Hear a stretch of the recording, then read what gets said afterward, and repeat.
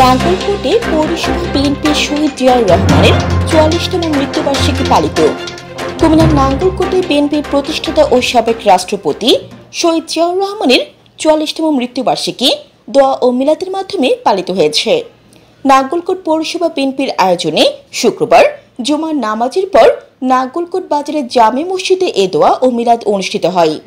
এ সময় উপস্থিত ছিলেন বিএনপির পৌরসভা আহ্বায়ক আনোয়ার হোসেন মুকুল, সদস্য সচিব আব্দুল কাদের জিলানী, যুগ্ম আহ্বায়ক আবু আহমেদ, যুগ্ম আহ্বায়ক মাসুম বিল্লাহ, বিএনপি নেতা আব্দুল আওয়াল ফিরোজ সহ পৌরসভা ছাত্রদল, যুবদল সহ সকল নেতৃবৃন্দ উপস্থিত ছিলেন।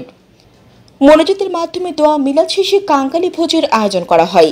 সাবেক রাষ্ট্রপতি শহীদ জিয়াউর রহমান ১৯৮১ সালে ৩০ মে চট্টগ্রাম সার্কিট হাউসে দেশি বিদেশি চক্রান্তে সেনাবাহিনীর কিছু বিপদগামী সদস্যদের হাতে শাহাদাত বরণ করেন তিনি। জানাতুল আফসানা, এ নিউজ 24 টিভি।